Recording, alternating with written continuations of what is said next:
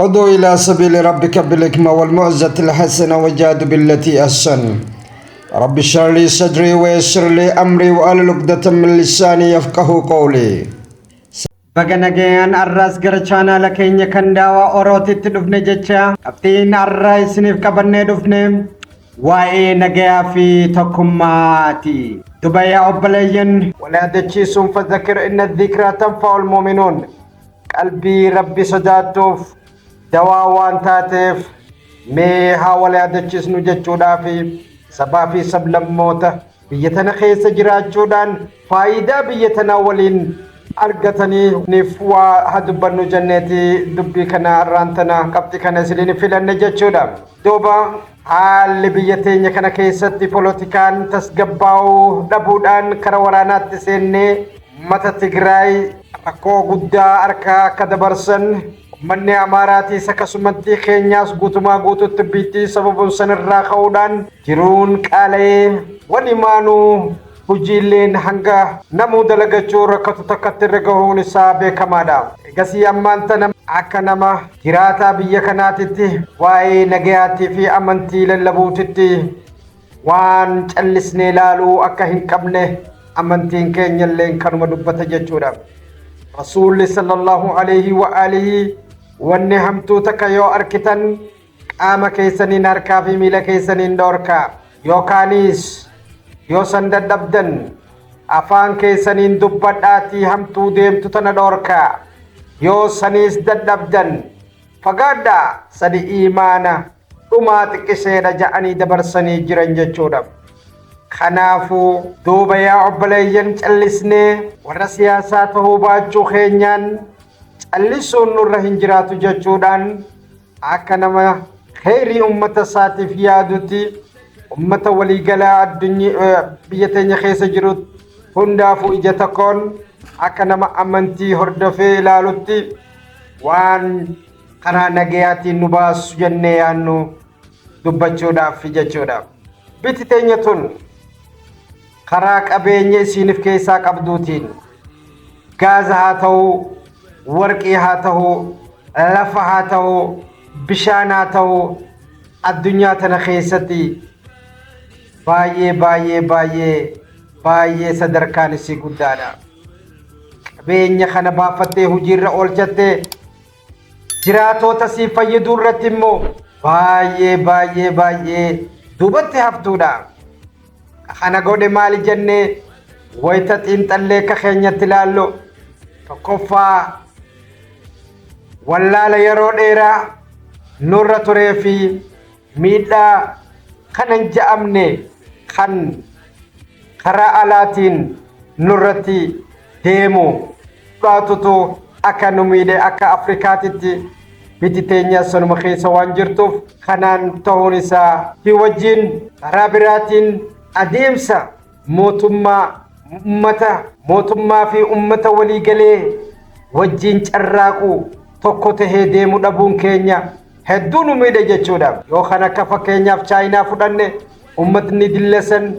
yeroo gabaabaa keessatti tokkoomee namuutu carraaqee galee waan gale sanirraa ummata isaatiif buusee mootummaaf buusee mootummaan kun abaluu irraan beeku. Adamii biyya gaggeessu jiramoo kabbadaa biyya gaggeessu irraa quban qaban maaliif jennaan walii galanii miidhaan takkalleen tokko irratti waan hin gaggeessineef dalagaa isaanii malee waan biraatirraa quban qaban jechuudha. Duuba akkasii carraaqee namuu biyya isaatiif faayidaa fiduudhaan ala bahaniitis wayita ala dalaganiis akkasumatti galii biyya isaaniitiif godhuudhaan biyya isaanii hanarraahis dhoorkuudhaan wal miidhuu korrapshinii jechuu yeroo isaanii korrapti godhuu qabeenya isaanii korrapti godhuun akka isaan hin baasne beekanii kanarrattis tarkaanfii cimaa akka waliigalaatitti ummataa fi mootummaa wal tahee waan fudhateef kanarraa guddatanii waliin guddachuu filachuudhaan arraan tana sadarkaa lammaffaa addunyaa tanarratti akka jiran nu hundinuu kan beeknudha jechuudha. Duuba yaa ilmaan ayyaa biyya teenya tabbala qabeenya kanaa qabeenya bishaaniitiin taa'umsa lafaatiin qabeenya maa'idiniitiin qabeenya haala qilleensaatiin karaa hundatti qabeenyi rabbiin akkana badhaase kun ummata xiqqiseen as keessa jiru walii galuu dadhabnee tokkoomuu dadhabnee akkanatti warraasaa warrakkisaa jiraachuun kun jiraataan biyyaa baqatee kadalagatus dalaguu dadhabee mootummaa fi poolitikaan warri poolitikaatis walii galuu dadhabanii kaanii sani gabroome jee kaanii sani miidhame jee kaanii sooma himata kaanii sooma himanneen hundinuu wal facaasnee ummata kana miskiinummaa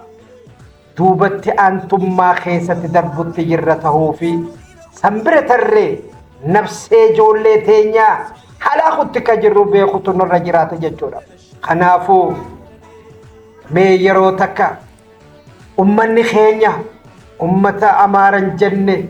Oromoon jenne Somaaleen jenne ummanni kun wanni nuti walii galuu dadhabneef maaliif ja'anii as deebi'anii akka xiinxalanii namuutu ifirra fudhatee namaa irra kaayuu osoo hin ta'in ifirra fudhatee waan kana xiinxalee arguudhaan gumaacha isaa gumaachee nagee akka buusuu dandeenyu fi tokkummaa fidnee biyya tana keessatti qabeenya kanaan akka fayyadamuu dandeenyu isinitti dhaabne jechuudha. Duuba akka keenyatti wani nutti fakkaatu waa isaan irra beeyneeti miti wani nutti fakkaatu callisuun faayidaa kan qabu hin qabu jechuurraa qaanee akkuma yaannu dubbachuudhaaf waan ta'eef wanni nuti nu fakkaatu mootummaan keenyaa fi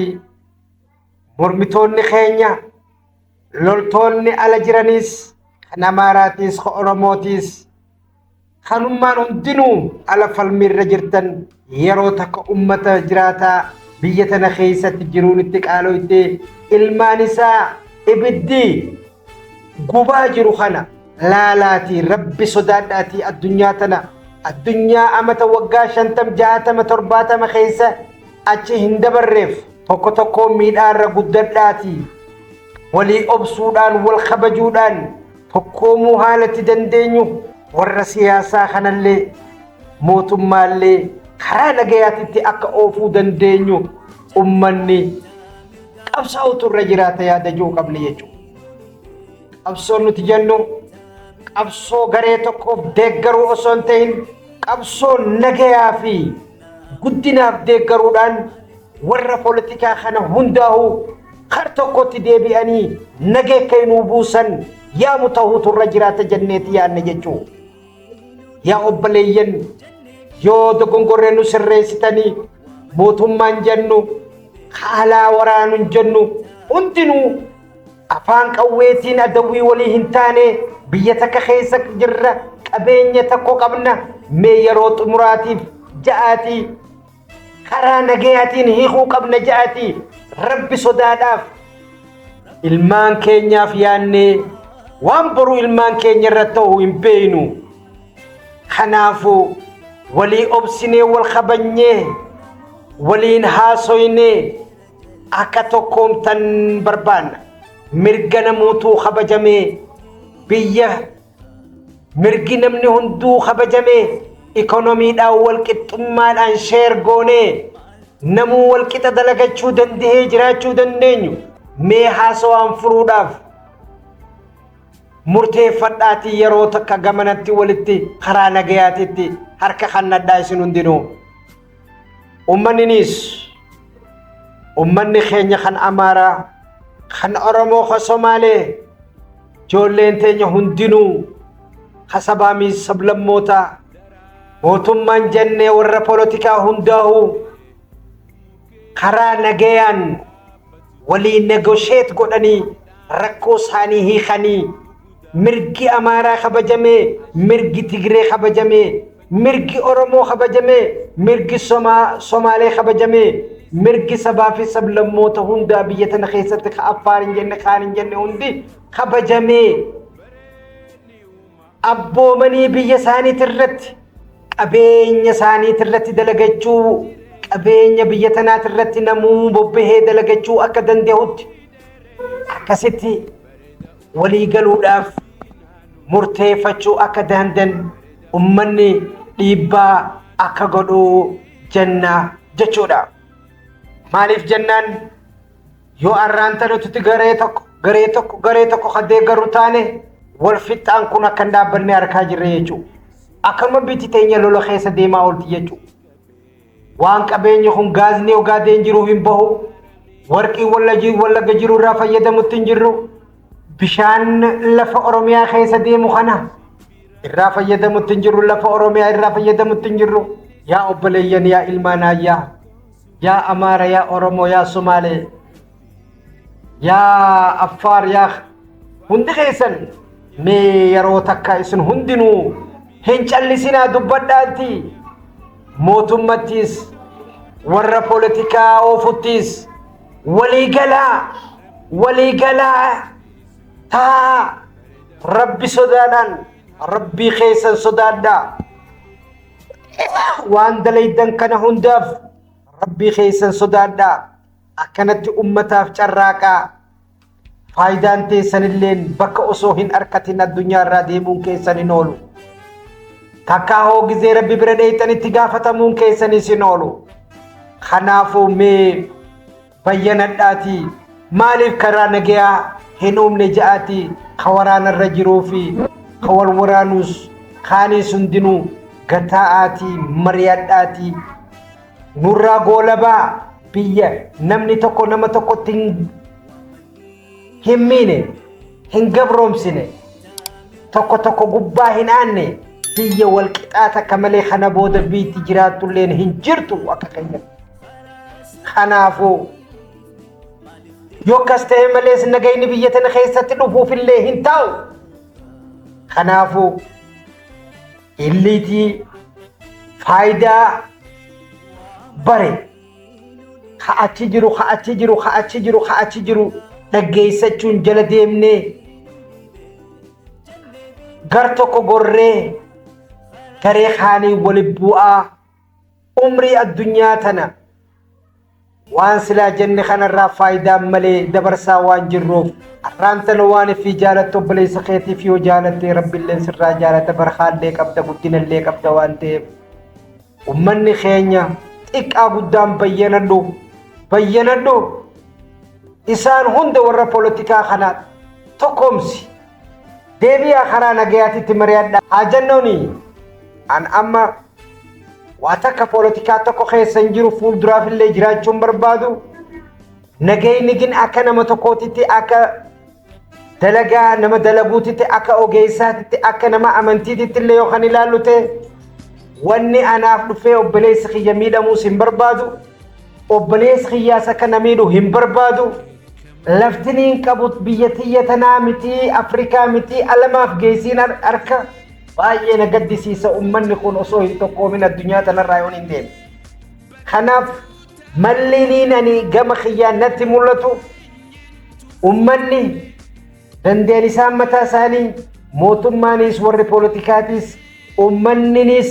خرا نجيا نيغوشيت قدري مريتاني دبر سوتي هاديمو ديغا ولي بوسون مالي فايدا مال كبر ربي برت تنغافتمنو اتغافتمنا هوندي خيسن اتغافتمو فتي سيو ربي جي ديغا ما خبوف ابينيا كساسمو المنا ما خدوف وهل في اتغافتمو كينيا هين اولو جيجودا خنافو يرو توكو غتا وري بوليتيكا وري منغستي خرا نغياتي تنورا فتوداف نغي بيا بوسا ديبا خرا علاتين سدي مولي فران أوركا ومنينيس أكسمتي خرا نجياتي حلال لبو هندا هو البوليتيكا تقوم سوراف حلال لبو ونينين حنكينين ندبتشي جرو بيتي تقومتي مالي نموتو إرا فيدا مانتاني لفقبنو بشان قبنو أنو جيسا بشانيتي لا دجيسون بريدادا إسنا دجيسنو يا المانا يا أمارن جنة يا أورمون جنة يا ورجراتا بيخنا أبيني خنخ إثيوبيا أفريقيا بيرقطي ألما فجها أتى الربود أينيو قبرهم سيجمدا بيتنا خيست أينيو أمار ميدمي أورمون لالو نجرا هنجرو أورمون أكاسيت لالتو هنجرتو أمار لينا كاسيت لالو هنجرو أمار أورمو ميدي أفار سومالي ميدي سومالين أورم أفار ميتم خلالو ينجرو بودنا موتو وصو جالني وصونتين جالنوس جبنوس حقا خين يولي ايني haqa keenya walii eenee tokko muulaatu nu baasa. Yeroo ilmi namaa bayyanate jaarraa kana keessatti tokko tokko gobroomsuu akkan dandeenyees beekuudhaan addunyaa maltiipoolar taate tana keessatti watakka kan tarre beeknee malli nuuf jiru tokkummaa bichaa ta'uu haa hubannu. Warra kubbaa siyaasaa nu jidduu darbee Afrikaa saamaa jiru irraa haa bayyanannu. Mee beektoonni keenya mala barbaadaa Rabbi sin haa gargaaru. Wal tuffachuu dhiisnee wal kabajuun waa walii gallu irratti walii galle waa waliin gallees boruuf kaayannee ummataa fi faayidaa biyyaa dura aansuudhaan haa tokkoomnu. Kanaafuu warra mootummaatis warra poolitikaatis hundaa'u ummanni karaa nagayaa buusuu irratti waliin mari'achuudhaan waliif obsuudhaan akka deemuu carraaquu qaban akka ummanni keenya gamanatti yaadu lallabanna jechuu akka keenyatti. Kanarraa egaa ka faayidaa gurguddaa argachuu dandeenya. Biyyi teenya akkuma reefu jedhetti ka bishaan qabdu bishaanis laga meeqaantama. Kanaafuu yaa ilmaan ayyaa bobaa keenya ka godee keessaatis waan irra jiru irraan beenu. Bishaan keenya ka abbaayis waan alamni kun irratti oofu jiru irraan beenu. Aboo Rabbi sodaadhaa tokkummaati qabeenya kanaan nu badhaasaa isiniin jenna. Tokko miidhuu maal fida? Amma duraas amaarri Oromoo miidhe jennee waan yaannu son ta'in illiitii uummata nama gabroomsuu baree ka Oromoo keessaatis akkasuma ka nama gabroomsuu baree waan akkasii dalaga. Ka Somaalee keessaatis yoo jiraate akkasii yoo taate malee ummanni bal'aan Somaalee, ummanni bal'aan Oromoo, ummanni bal'aan Amaaraa, ummanni bal'aan Tigree obboleeyyan isaa miidhuu hin barbaadu. Zaatis kanaafuu ummanni kun ummanni jiraataan biyya tana keessa jirtan ummata poolitikaa kana bakka takka taa'anii akka mari'atinitti dhiibuu qabdaniin ja'a gama kiyyaan. Garasitti dhiibaa malee garee tokko qabatanii lolli isaanii addaan hin citu. Kanumaaniin assalaamu alaikum warahmatullahi wabarakaatu jecha Rabbi tana tabarakaanu haa godhu. Rabbi du'aa teenya seena. Aboo Rabbi ummata keenya miskiina biyya tana keessatti yeroo dheeraadhaaf alma kana keessatti duubatti hafaatee kana Rabbi nu haa badhaasu. Rabbi hiyyummaa jalaa Rabbi nu haa baasu. Wallaala jalaa nu haa baasu. Yaa Rabbi xiyya bal'ootti nu baasi. Yaa Rabbi tokkummatti nu baasi. Warra wal jaalatu warra wajjin carraaqqatu warra nagaya fi kabajatu warra wal ta'ee badhaafame Rabbi nu haa godhu. Biaka subhaana rabbika rabbil izzati amma yasifuun assalaamu alal mursaliin alhamdulillahi rabbil aalamiin Allah ya aziz ya karim ya Allah። በዚህ ቪዲዮ ለማስተላለፍ የተፈለገው አገራችን ውስጥ የትኛውም ህዝቤቱንም ህዝብ የበደለበት ሁኔታ የሌለና በውጪም ተጽዕኖ ውስጥ በድህነትና በታለፍን መሆኑ ታውቆ ህዝባችን ለየትኛውም ቡድን ከመወገን እና ለእድገት በመወገን መንግስትና ሌሎች ታጣቂዎችንም ተቃዋሚዎችን ወደ ሰላም ድርድር ወይንም ሽምግልና እንዲመጡ ግፊት በማድረግ ለሀገራችን የበኩላችንን ተዋጽኦ እንድናደርግ ሁላችንም የሚል ጥሪ ነው። ከኑማን አራፍ ዋን ቀበኔ ስኒ ዱፍነ ጥሙሩን ኬኝ ዱረቲ ቻናል ኬኝ ኩን ጉደቴ bakka guddaan akka gahuu dandeenyu amileefis akka nu ta'u sabskiraayib sheerii fi laayik gochuudhaan akkasumas kooment godhuudhaan waan dogongorreessoo jiraate akka nuuf oolchitan jecha waan har'a isiniif qabannee dhiyaanne xumurra.